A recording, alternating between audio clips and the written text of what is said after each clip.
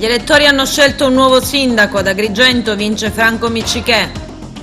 Musumeci li definisce inutili ed i dipendenti regionali sono pronti a querelarlo. Oggi riceve la laurea in medicina honoris causa, ma la giovane 27enne di Favara non è lì, è stata uccisa dal fidanzato. Negli istituti tecnici al via con i corsi di perfezionamento post diploma.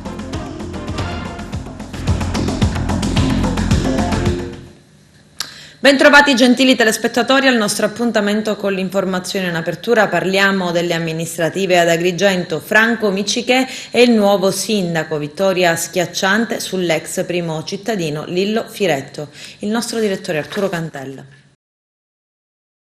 Il nuovo sindaco di Agrigento è il dottore Franco Miccichè, che ieri con il 60,41% dei voti vince le elezioni relative al secondo turno di ballottaggio contro l'avversario, l'uscente sindaco Calogero Firetto. Miccichè ha ottenuto il consenso di 13.156 agrigentini che hanno così voluto e creduto nella sua candidatura, premiandolo e portandolo alla guida di Palazzo di Città. Il dottore Miccichè ha ottenuto 1.592 preferenze in più rispetto al primo turno, dove si era fermato a 11.564, nonostante ci sia stato un calo di elettori che al ballottaggio sono andati a votare. L'affluenza del primo turno infatti è stata del 62,98% con 32.699 votanti, mentre al secondo turno gli elettori sono stati 22.124, pari al 42,62%. Il sindaco l'uscente Firetto ha avuto il 39,59% delle preferenze, ottenendo 8.615 voti in meno rispetto al primo turno, che ne aveva presi 8.813, 198 votanti di meno. Già alle prime sezioni scrutinate il vantaggio di Franco Miccichè si attesta intorno a quello definitivo, che è stato oltre il 60%. In pochissime sezioni l'uscente Firetto ha registrato il sorpasso su Miccichè, che andava spedito verso il superamento del quorum. Già alle prime ore pomeridiane il comitato elettorale del Viale della Vittoria di Miccichè si riempiva di gente che fiduciosa lo aspettava per fargli gli auguri per la brillante vittoria ottenuta. Dall'altro lato il sindaco uscente affida il suo messaggio a una nota stampa che afferma come è stata una battaglia lunga e particolare e difficile, sia per il distanziamento sociale che per le condizioni di partenza. Il centrodestra in Sicilia ha oltre il 60% dei consensi e ciò è avvenuto anche ad Agrigento. Tutti i mestieranti della politica sono confluiti sul nostro avversario. Abbiamo dato tanto in questi 5 anni di amministrazione, abbiamo raggiunto, afferma Firetto, più di 8.000 preferenze e messo in crisi un sistema che ha tenuto prigioniera per anni la città. Firetto rincara la dose nel suo comunicato affermando come Miccichè salirà a Palazzo San Domenico. Gli auguro di smentire ciò che pare ovvio, cioè la spartizione di potere tra i potentati politici e la parcellizzazione del Consiglio Comunale. Sarò, continua Firetto, in consiglio, nelle strade, nei quartieri, controllore severo per il bene di Agrigento e dei cittadini. Faremo un'opposizione costruttiva e cercherò la massima collaborazione con le forze progressiste regionali e nazionali per mettere al centro le iniziative politiche di Agrigento. Firetto conclude il suo messaggio augurando a Miccichè un buon lavoro affinché faccia il suo meglio, perché il bene della città è superiore a tutto, anche alle divisioni politiche. Intanto la nostra emittente, come da sua quarantennale tradizione, anche questa volta ha seguito lo spoglio elettorale, così come fatto in studio al primo turno, con gli ospiti del salotto che, intervistati da Margherita Trupiano, hanno dato il loro contributo al dibattito elettorale e politico, affiancato da Giovanni Trupiano che, smistando i dati tra un mix tra commenti e cifre, il lungo lavoro della redazione di TVA si è concluso come ovvio con la presenza del neoeletto sindaco Francesco Miccichè nei nostri studi. Grazie sindaco, noi le auguriamo un buon lavoro perché ha detto già tutto quanto e il nostro primo cittadino avrà un gran da fare, perché tra l'altro questa sindacatura cade proprio a cavallo di questa emergenza Covid, che certamente non aiuta sotto nessun punto di vista. Una cosa sola, lei ha molto puntato sulla necessità di mantenere, stabilire un rapporto con la città, con le persone. Perché sente questa necessità? Perché un medico o cos'altro? Sì, vabbè, prima di tutto perché questo è il mio carattere, questo è il mio DNA. Io da sempre ho ho voluto ascoltare la gente e poi grazie anche alla mia professione portato, spinto proprio alla necessità di ascoltare la gente magari prima come pazienti per poter raccogliere un'ottima anamnesi, ma poi adesso come primo cittadino per poter raccogliere anche le esigenze e i bisogni che ognuno di noi ha. Io penso che il sindaco è un cittadino qualunque, comune, e che però deve avere la capacità di poter ascoltare i propri cittadini, perché se no non ha senso scendere in campo. Il sindaco è il cittadino, è il sindaco, deve rappresentare il cittadino. Io ho detto sempre ai miei amici, se io dovessi diventare sindaco, tutti voi sarete sindaci, perché solo così si può andare avanti, sia con la mia squadra ma anche assieme a tutta la mia città. Parlare dei primi provvedimenti in questo periodo del Covid pandemia mi ha fatto un po' dirottare quelle che erano le mie intenzioni, quelli che erano i miei programmi. Naturalmente, ecco, vedo in primo luogo affrontare questa emergenza sanitaria. Naturalmente gli altri provvedimenti nell'immediato sono quelli di iniziare a ridare un po' di normalità alla mia città, il decoro urbano, la pulizia, il verde pubblico, i servizi urbani e extraurbani, e poi una delle cose importanti a cui tengo tanto è istituire un ufficio che mi servirà per i bandi regionali e nazionali e anche europei. Margherita, grazie da parte mia agli ospiti. Grazie. Grazie. E se il risultato è stato netto, scarsa è stata la partecipazione, la risposta degli elettori che forse non hanno trovato spunto e voglia per recarsi alle urne, tartassati da un non rispetto del silenzio elettorale e dagli ultimi veleni e cadute di stile. Il servizio di Eugenio Cairone. Avrà fatto un grande effetto ieri all'imbrunire e transitare dalle parti di Bonamorone e vedere le luci spente nel comitato elettorale del candidato Lillo Firetto, a differenza di quanto stava accadendo a qualche chilometro di distanza, dove sono dovuti intervenire i carabinieri e l'esercito per disperdere i simpatizzanti di Franco Miccichè.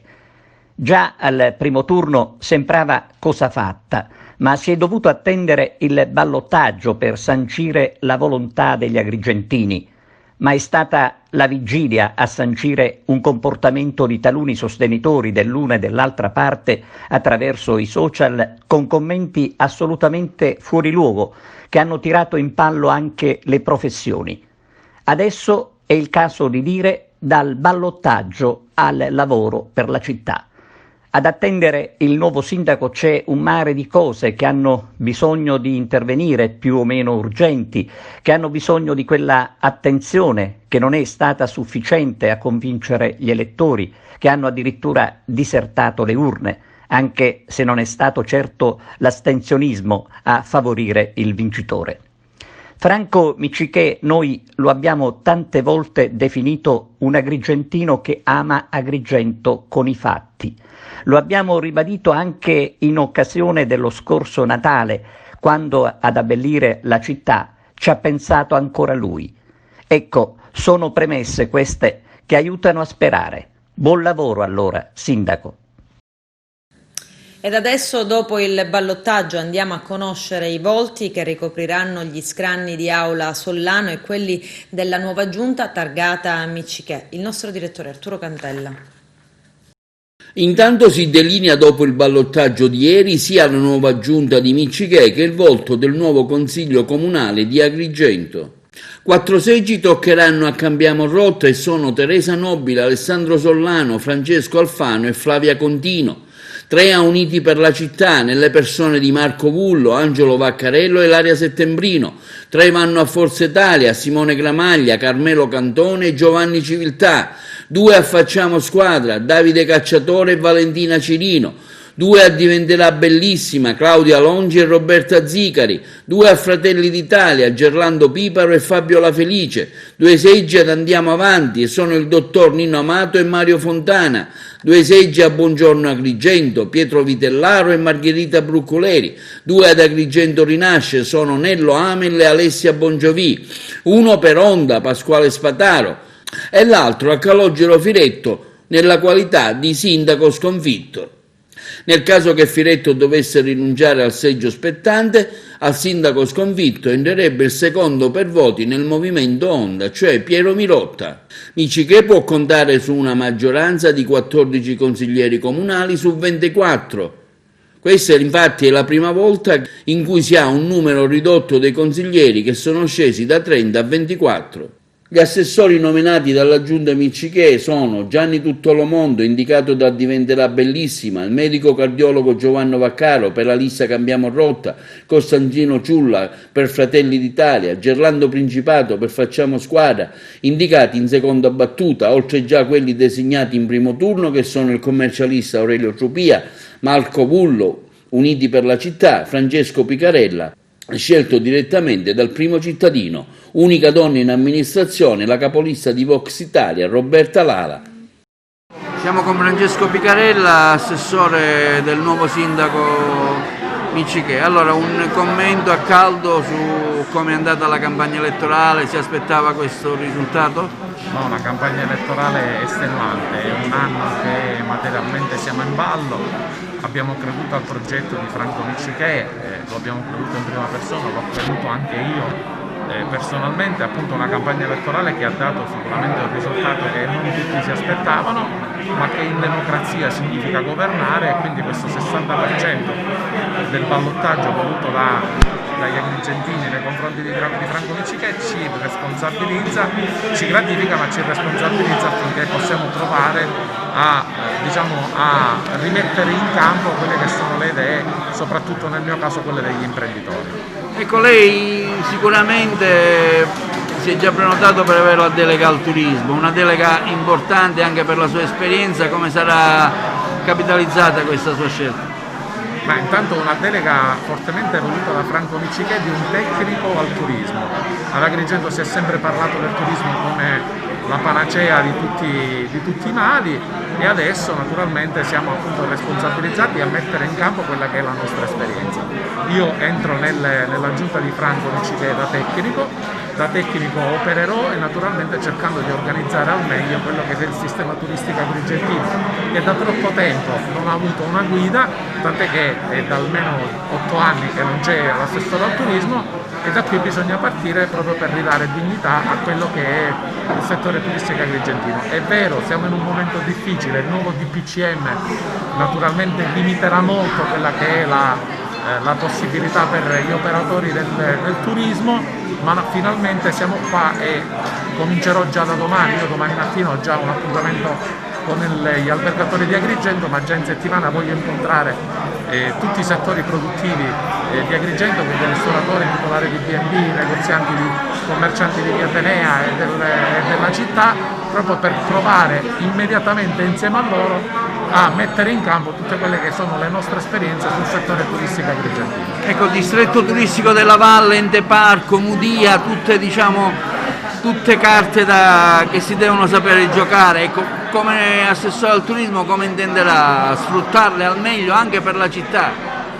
Ma noi abbiamo sempre lamentato dall'esterno, abbiamo sempre lamentato la mancanza di concertazione. Il mio primo compito è cercare di capire, di avere una storicità di azioni che sono stati fatti da tutti questi enti, che sono naturalmente o comunali o strettamente legati al settore amministrativo del comune, e da lì ripartire. Quindi voglio prima capire, ecco, che cosa è stato fatto, poi da lì mettere un punto e trovare quello che è buono, naturalmente mantenerlo e cercare di valorizzarlo al massimo, quello che non si è potuto fare tutti insieme provare ad implementarlo. Siamo con il dottor Giovanni Vaccaro, neoassessore della nuova giunta Miccichè. Allora, un commento a caldo su questo dato elettorale, dottore. Sì, è un risultato netto. Da un lato ce l'aspettavamo perché ogni giorno percepivamo l'entusiasmo della gente, la gente ha voluto cambiare, la gente ha scelto una persona semplice, la persona della porta accanto. Da un lato siamo orgogliosi, dall'altro sappiamo che abbiamo una responsabilità enorme, perché sicuramente al comune non troveremo rose e fiori, ma ci sarà molto da lavorare. È stata una campagna elettorale lunga, difficile e anche particolarmente intensa. Sì, è stata una campagna elettorale lunga, causa Covid. Sappiamo che poi le elezioni sono slittate, una campagna elettorale che ha visto diversi momenti, negli ultimi giorni devo dire che si è un po' appesantita, però noi e soprattutto il nostro candidato, mantenendo un profilo basso e andando a raccogliere quelle che sono le esigenze della gente, siamo riusciti poi a portare avanti il risultato che voleva la città. Una delle emergenze è proprio affrontare il tema Covid. Sì, il tema Covid è un tema che ci investe continuamente, non fa sconti. Di questo sicuramente se ne sta occupando l'ASP di Agrigento e da quello che mi risulta credo che il direttore generale sia in procinto di adempiere alle ultime pratiche burocratiche per poi aumentare la dotazione di posti letto Covid dedicati. Lei è un cardiologo, come metterà a frutto la sua esperienza all'interno della Giunta Miccichè? Ma ancora dobbiamo stabilire le deleghe, spero sicuramente di mettere in pratica la mia professione e quindi di occuparmi di qualcosa che mi riguarda come la sanità, ma di questo ancora non ne abbiamo discusso, è un po' presto, però godiamoci il momento. L'operatore culturale Gianni Costanza formula gli auguri al neoeletto sindaco di Agrigento Franco Miccichè, alla sua giunta ed ai consiglieri eletti. Mi auguro, scrive, che il neosindaco riapra le porte del Palazzo di Città a tutti i cittadini che hanno bisogno di riprendere il dialogo con le istituzioni del comune e che si lavori per dare ossigeno al settore turistico. Nel grosso centro industriale alle porte di Palermo Carini la spunta l'uscente Giovì Monteleone, sostenuto dai Dem e dai 100 passi di Claudio Fava, che ha battuto lo sfidante Salvatore Sgroi, appoggiato dal centrodestra e da Italia Viva e forte di un accordo con il candidato grillino. C'è il servizio. Giuseppe Monteleone, detto Giovì, riconfermato sindaco di Carini, ha avuto la meglio sullo sfidante al ballottaggio Salvatore Sgroi. Per Monteleone un cartello di liste: PD, l'altra Carini, avanti Carini, Carini si sveglia, il germoglio, 100 passi per la Sicilia, articolo 1 e cittadinanza attiva. 5.830 voti, ovvero il 51,01%, un'affluenza del 32%. Riconfermato sindaco quindi, facendo una disamina sulla vittoria, così sulla sua pagina social: è stato premiato il lavoro degli ultimi 5 anni in mezzo alla gente, ma soprattutto la proposta e la squadra di governo. È stato bocciato l'assemblaggio rivelatosi né di centro né di destra, con la sola idea di abbattere il cambiamento intrapreso. La vera sfida adesso è continuare, parla sempre Giovì Monteleone, a dare risultati, a rendere compartecipi alla vita amministrativa e politica più cittadini possibili, anche chi ha disertato le urne o i disaffezionati alla politica. In un paese difficile come Carini, continua Giovì Monteleone, ottenere questo risultato rivoluzionario: 10 anni di continuità amministrativa. E proprio per questo non c'è tempo di festeggiare, subito al lavoro per le tante emergenze. Anthony Barbagallo, alla guida del PD siciliano, ha affermato: un bel risultato, un sindaco targato PD, iscritto storico. Giuseppe Lupo, capogruppo PD all'Ars, premiata la sua dedizione per la sua città. Covid, nuovo appello del governatore della Sicilia Nello Musumeci per evitare l'emergenza. Serve la collaborazione di tutti. La Regione punta su un ampliamento dello screening per identificare i positivi, soprattutto gli asintomatici. Vediamo. Lo avevamo detto in estate ed è arrivato puntuale il ritorno del virus. Sapevamo che l'autunno sarebbe stato così, non sappiamo come sarà l'inverno. Da noi non siamo in una condizione di emergenza, però dobbiamo evitare di arrivarci e per evitarlo serve la responsabilità di ciascuno di noi. Come sapete, alcuni provvedimenti sono stati particolarmente penalizzanti, giudicati dal nostro punto di vista. Penso per esempio ad alcune attività per l'organizzazione di eventi nuziali, di compleanni, cresime.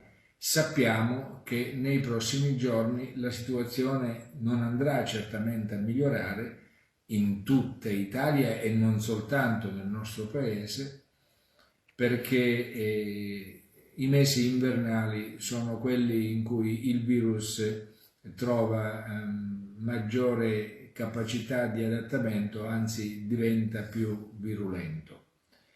Noi stiamo tenendo sotto controllo con l'assessore Razza, con il comitato tecnico scientifico, con tutti gli operatori sanitari, stiamo tenendo sotto controllo la situazione.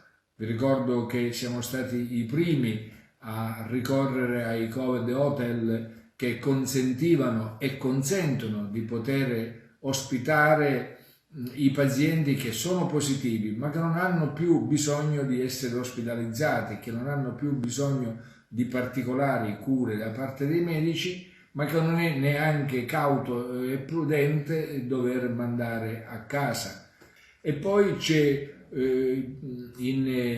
al varo, ormai nelle prossime ore sarà pubblicato il bando per reclutare assistenti sanitari e tecnici sanitari. Stiamo mettendo assieme una risorsa umana fondamentale per poter consentire di neutralizzare subito il contagio ed evitare che il contagio crei altri positivi.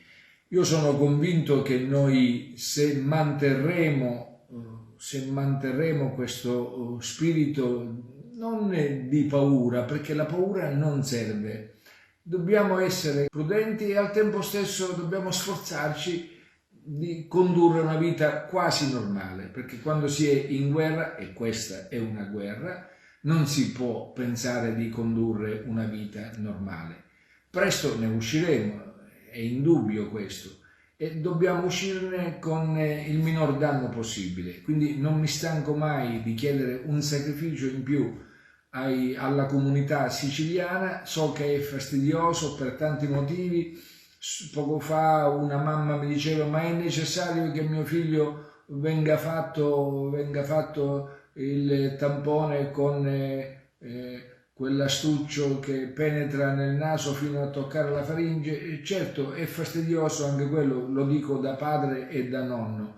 Abbiamo già messo in pratica i tamponi salivari, soprattutto per i bambini, i ragazzi delle scuole, ma in alcuni casi, se il ragazzo è stato contagiato, è stato dichiarato positivo, quello diventa l'unico metodo. Insomma, dobbiamo stringere i denti, dobbiamo capire che c'è ancora un inverno da affrontare, e voglio augurarmi che lo Stato sappia essere presente con gli impegni che ha assunto a favore e a sostegno delle migliaia e migliaia di imprese siciliane che inevitabilmente con le ordinanze, con i provvedimenti del Presidente del Consiglio dei Ministri saranno costretti a limitare e a ridimensionare la loro attività, e alcuni comparti, alcuni settori anche a doverla sospendere.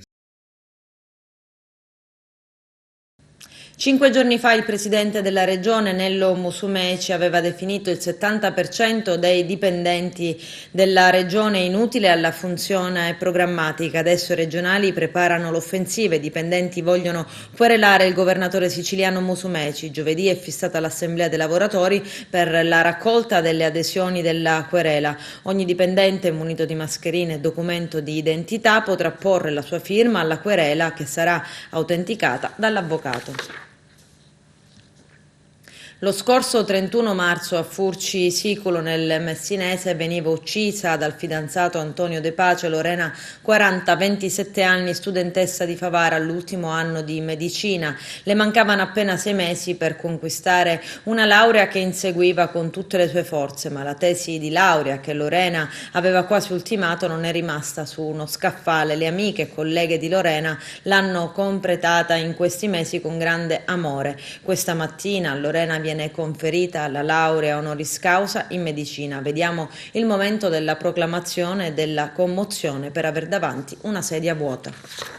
Di quelle istituzioni che devono sempre essere coese nel combattere atti che non hanno e non possono trovare nessuna giustificazione. La nostra università oggi ha una sedia che non è vuota, perché da lassù Lorena ci guarda, ma l'avrebbe dovuta avere occupata, come tante volte purtroppo queste sedie sono rimaste vuote e quindi abbiamo voluto accogliere e ringraziamo, mi perdonerà il papà, ma la mamma, soprattutto la mamma e tutti i familiari che ci hanno permesso di starvi vicino e oggi svolgere questa cerimonia di laurea per una figlia di questa università, perché questa non è soltanto una grande istituzione, ma è una famiglia dove ogni studente rappresenta per noi un figlio che portiamo avanti e lo portiamo nel cuore. E quindi possiamo solo dirvi grazie dell'onore che ci avete dato, di condividere con voi il vostro dolore, di condividere con voi questo percorso che Lorena aveva intrapreso e che in maniera, non so se il termine è giusto, ma inaccettabile, incomprensibile, ingiustificabile. Oggi lei non può essere qua con noi a gioire di un percorso che con grande impegno, con grande dedizione aveva portato avanti.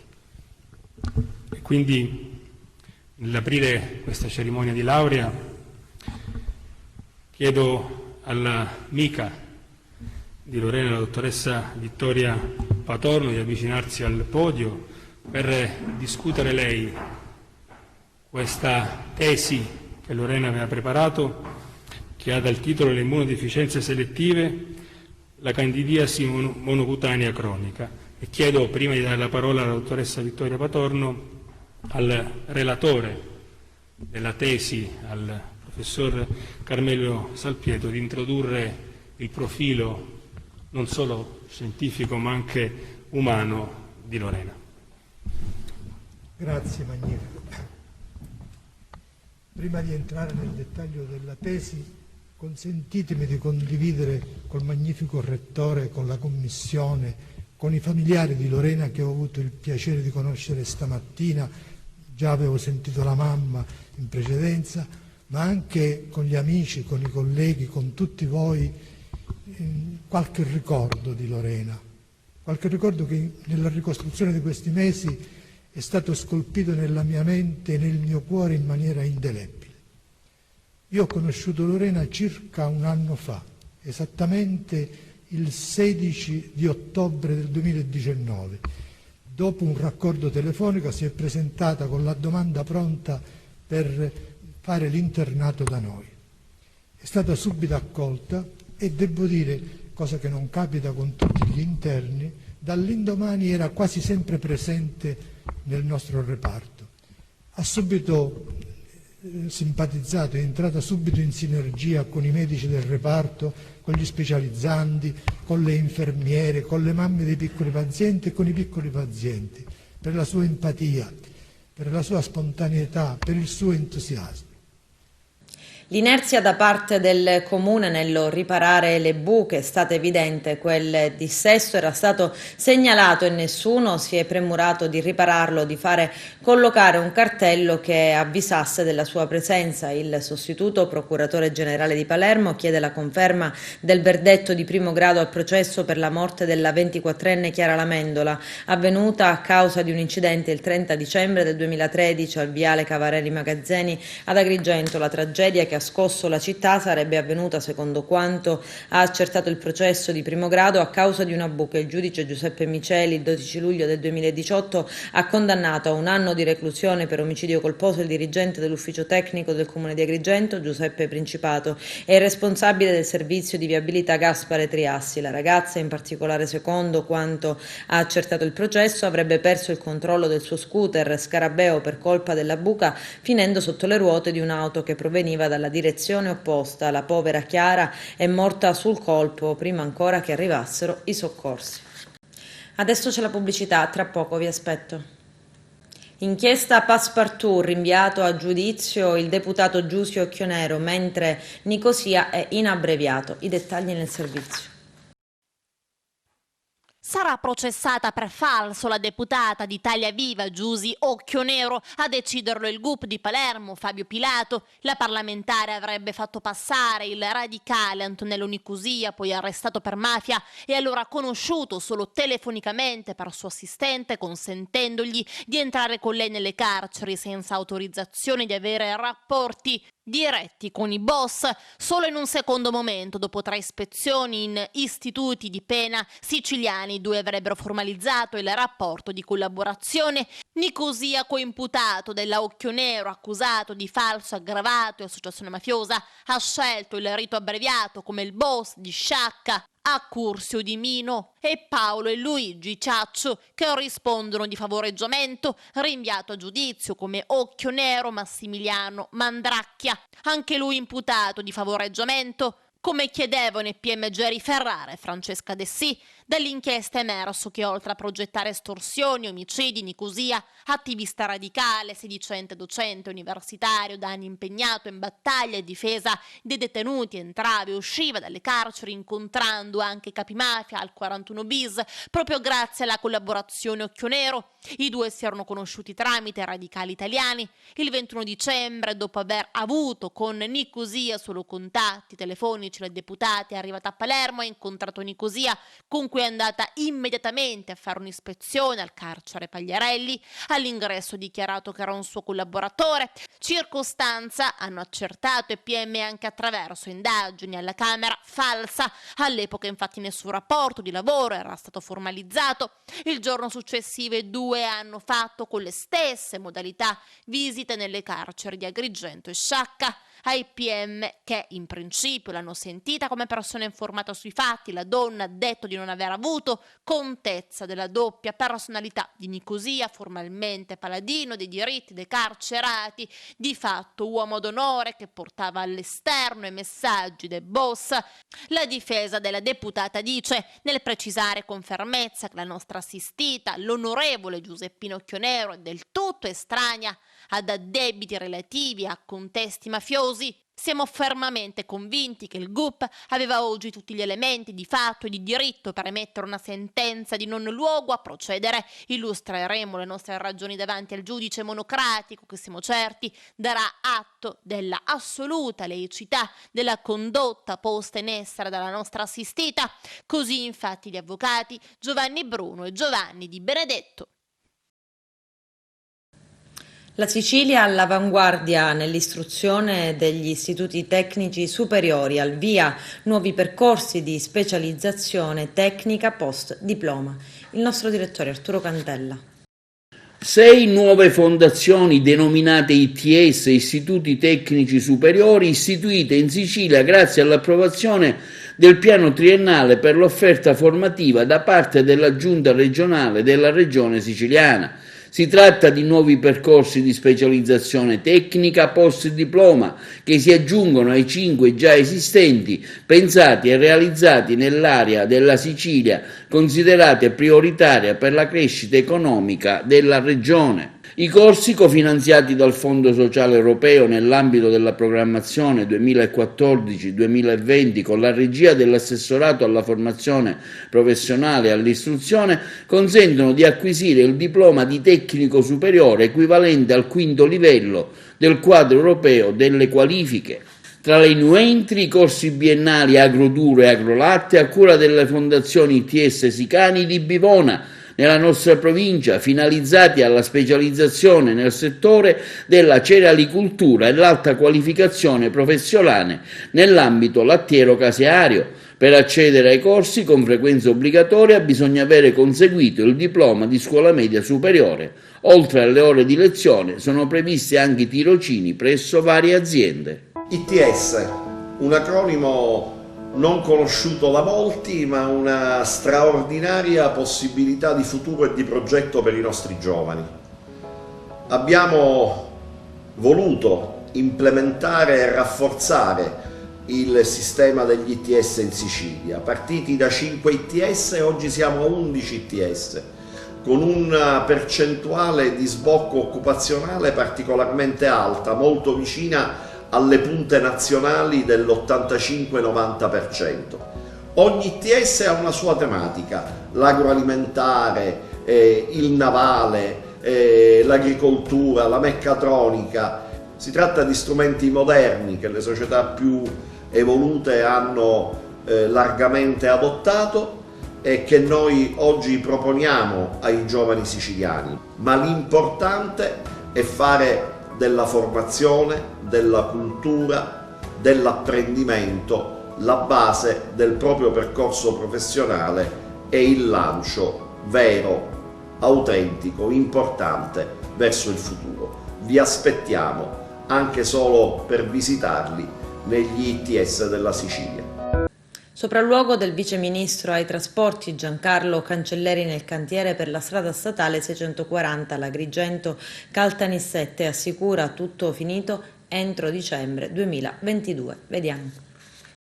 Nel bel mezzo della polemica sui ritardi dei lavori lungo la strada statale 640 Agrigento-Caltanissette, il vice ministro delle infrastrutture Giancarlo Cancelleri è ritornato per dei sopralluoghi nei cantieri della strada degli scrittori, insieme ai dirigenti ANAS. L'impresa ha ripreso i lavori per consegnare quelli del secondo lotto nel mese di dicembre 2022, dichiara il vice ministro Cancelleri. Dal 2 dicembre dovrà essere funzionante la rotatoria d'accesso all'autostrada 19, svincolo Caltanissetta, con l'entrata in funzione del nuovo viadotto Salso a doppio senso di marcia.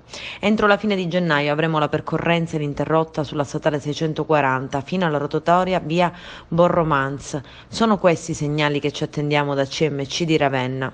Confermiamo il nostro impegno nel definire i lavori dell'Agrigento Caltanissette, assicurando la massima ripresa del cantiere a pieno ritmo, ha detto il direttore generale della CMC Paolo Porcelli, che ha accompagnato il vice ministro nel nuovo viadotto Salso che collega la A19 con la 640, che aprirà, secondo quanto riferito dal vice ministro, il prossimo 2 dicembre.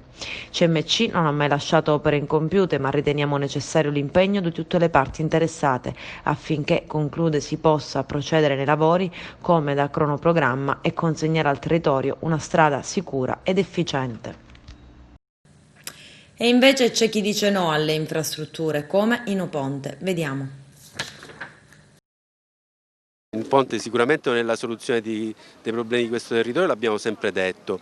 Qui il problema è un altro, il problema è che il Sud avrà a disposizione una certa dotazione finanziaria per progetti che dovrebbero servire in qualche modo a mitigare i contraccolpi del Covid. Se noi investissimo tutte le risorse che abbiamo a disposizione per alta velocità e ponte, non ci resterebbe più niente per progetti che servono davvero al territorio. Quindi noi abbiamo detto, piuttosto che pensare al ponte, pensiamo a quello che serve davvero. In questi giorni stiamo vedendo ad esempio che cominciamo a temere per la carenza dei posti di terapia intensiva e in generale per le strutture sanitarie, per la medicina del territorio, allora utilizziamolo lì. Stiamo vedendo che abbiamo problemi con le scuole, utilizziamolo per le scuole.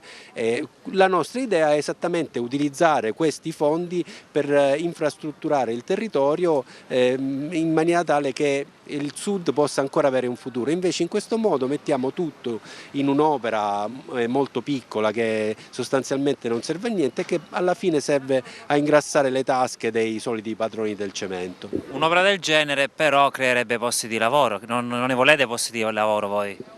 Tutte le infrastrutture creano posti di lavoro, se io faccio un investimento si creano posti di lavoro. Dal punto di vista del saldo occupazionale, in generale le grandi opere creano pochi posti di lavoro. Se noi paragonassimo il piano industriale del ponte per esempio ai lavori che sono stati fatti per la messa in sicurezza di Giampilieri, scopriremmo che utilizzando quella quota parte di denaro il saldo occupazionale dei lavori fatti a Giampilieri è stato migliore, cioè ha avuto più occupazione e soprattutto ha avuto più occupazione locale. Con questo è tutto, termina qui l'edizione del telegiornale. Grazie per la gentile attenzione e per essere stati con noi. A presto.